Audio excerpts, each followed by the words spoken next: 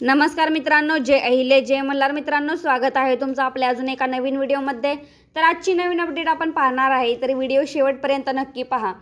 तर मित्रांनो, राज्यात भाजपच्या नेतृत्वाखाली महायुतीचे सरकार आहे, तरी देखील राज्यातील जनतेच्या प्रश्नाला महत्त्व न देता भाजप सरकार अन्य गोष्टींवर लक्ष देत असल्याची टीका प्रकाश आंबेडकर यांनी सरकारवर, विशेष भाजपवर केली. लाडकी बहीण योजना ही कायम करण्याचं सरकारचे धोरण आहे, मात्र सरकार केवळ 1,500 रुपये देऊन लोकांना गुलाम बनवण्याचे काम करत असल्याचे प्रकाश आंबेडकर म्हणाले. तसेच सत्ताधारी स्वतःच्या विरोधात आंदोलन करत आहेत. पंतप्रधान मुख्यमंत्र्यांनी माफी मागितली, पण गृहमंत्र्यांनी माफी मागितली नाही, अशी टीका त्यांनी देवेंद्र फडणवीस यांच्यावर केली. तसेच शिवाजी महाराजांचा पुतळा पडला की पाडला याची चौकशी व्हावी. मातीचे प्लास्टिकचे पुतळे 45 किलोमीटर हवा आली तरी ते पडले नाहीत, मग हा पुतळा नेमका का पडला, असा सवालही आंबेडकर यांनी उपस्थित केला आहे. तसेच ओबीसी साठी मी दौरे करत आहे, सर्व पक्ष अजून ओबीसी आणि जरांगे यांच्या प्रश्नावरही का बोलत नाहीत.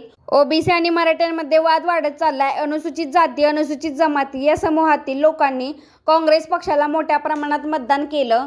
तसेच जे तंत्र जरांगे पाटील यांच्या कार्यकर्त्यांनी सर्वच पक्षातील नेत्यांना जाब विचारला. लोकसभेपाठोपाठ आता विधानसभा निवडणुकीत सुद्धा हीच परिस्थिती निर्माण होईल. राज्य सरकार या परिस्थितीला कंट्रोल करण्यात फेल झाले आहे, असा आरोप प्रकाश आंबेडकर यांनी केला. तर मित्रांनो, अशाच नवीन अपडेट पाहण्यासाठी आपल्या चॅनलला सबस्क्राईब करा. व्हिडिओ आवडला असेल तर लाईक शेअर करा. धन्यवाद. जय अहिल्या जय मल्हार.